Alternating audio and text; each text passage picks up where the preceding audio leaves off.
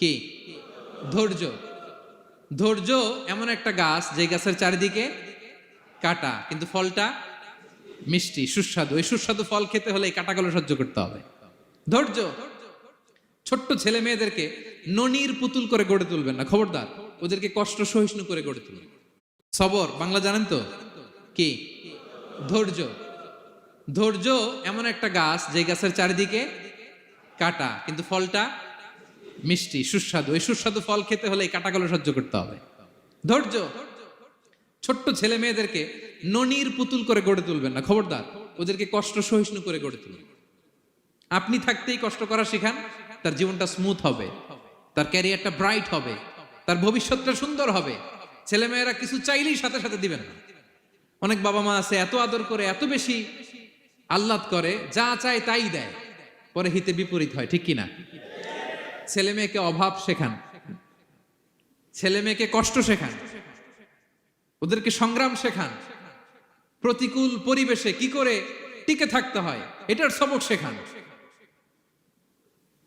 সেদিন লোকমান তাই করলেন, ছেলেদের সবর শিখাইলেন যে বাবা ধৈর্য ধারণ করো, আতঙ্কিত হবা না। জীবন এটা সহজ নয়, জীবন চলার পথ সহজ নয়, এটাকে সহজ করে নিতে হয়। কখনো সবর করে, কখনো ক্ষমা করে, কখনো অন্যকে ইগনোর করে, কখনো দোয়া করে, কখনো আল্লাহর উপর তাওয়াক্কুল করে, ঠিক কিনা? ছেলে মেয়েকে আদর করে বোঝাবেন, বাবা এখন তুমি বাবার হোটেলে খাও, মায়ের হোটেলে ঘুমাও। সারা জীবন এমন চলবে না, দুনিয়াটা বড্ড কঠিন, এখানে কেউ কাউরে জায়গা করে দেয় না, নিজের জায়গা নিজেরই করে নিতে হয়, ঠিক কিনা? ছোটবেলা থেকেই তাকে দৃঢ় মনোবলের করে তুলতে হবে যে বাবা দুনিয়াটা এত সহজ নয়, এটা সহজ করে নিতে হয়। This is the life hacks. এই লাইফ হ্যাক গুলো আপনি শেখাবেন, লাইফ লেসন গুলো শিখাবেন। ধৈর্য ধরো, সৎ কাজের আদেশ দাও, মন্দ কাজের নিষেধ করো। এগুলো করতে গেলে একটু বাধা বিপত্তি আসবে, কিন্তু শেষ হাসিটা তুমিই হাসবে, ঠিক কিনা? বিজয় তোমারই হবে। কি বলেন? সময়ই কথা বলে, সময়ই কথা বলে। বিপদে ধৈর্য ধরো। বিশ্বনবী আল্লাহ বললেন ওয়াসবির আলা মা ইয়াকুলুনা ওয়াহজুরহুম হাজরান জামিলা। নবী হে, বিপদে ধৈর্য হারা হবেন না।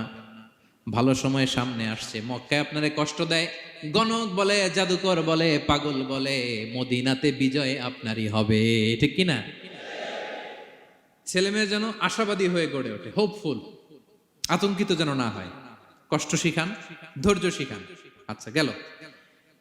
এরপর তিনি বললেন ওয়ালা তুসাইর খাদ্দাকা লিন্নাস। ও আমার কলিজার টুকরা সন্তান, ওয়ালা তুসাইর খাদ্দাকা লিন্নাস, অহংকার করে মানুষ থেকে মুখ ফিরিয়ে নিও না। ছেলেরে এবার সোশ্যাল বানানোর চেষ্টা করতেছেন, হ্যাঁ? ওয়ালা তুসাইর খাদ্দাকা লিন্নাস। দেখেন একটার পর একটা, প্রথমে স্রষ্টারে চিনাইলেন, তাই না?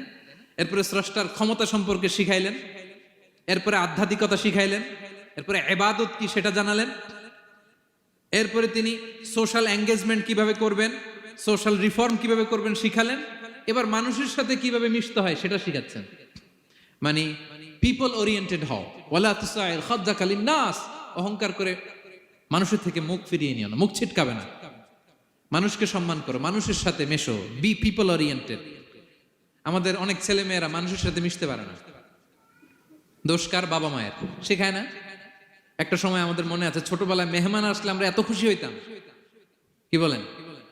মেহমানের কাছে যাইতাম, সূরা শোনাইতাম, কবিতা শোনাতাম, এটা খেলতাম, ওইটা করতাম। যাওয়ার সময় আমাদেরকে টাকা দিয়ে যেত, হায় রে খুশি।